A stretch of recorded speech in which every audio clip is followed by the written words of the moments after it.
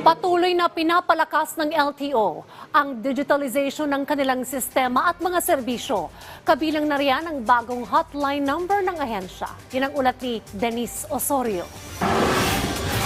Sa kabila ng nararanasang rotational power interruption noong nakaraang buwan dahil sa pagbagsak ng mga power plant sa ilang bahagi ng bansa, posible makaranas na naman ng brownout dahil sa kakulangan ng power supply. Ayon kay Director Carlo Arcilla ng Philippine Nuclear Research Institute, isang posibleng solusyon ang pagtalaga ng energy mixing gamit ng nuclear energy. Magiging malaking tulong ang paggamit ng nuclear energy sa bansa upang maiwasan ang overloading ng supply ng kuryente, lalo na sa panahon ng tag-init.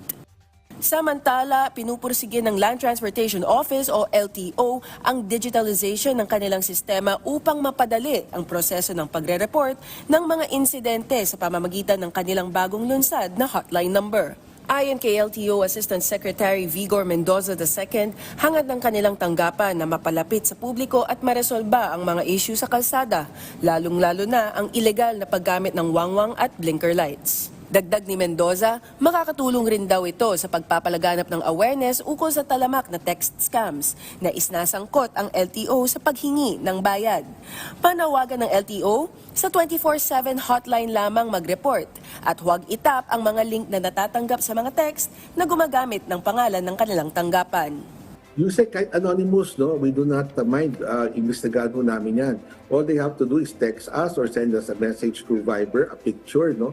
Kahit anonymous, kung ayaw nila sabihin ang pangalan nila, walang problema po yan. We will conduct our own independent investigation on the matter.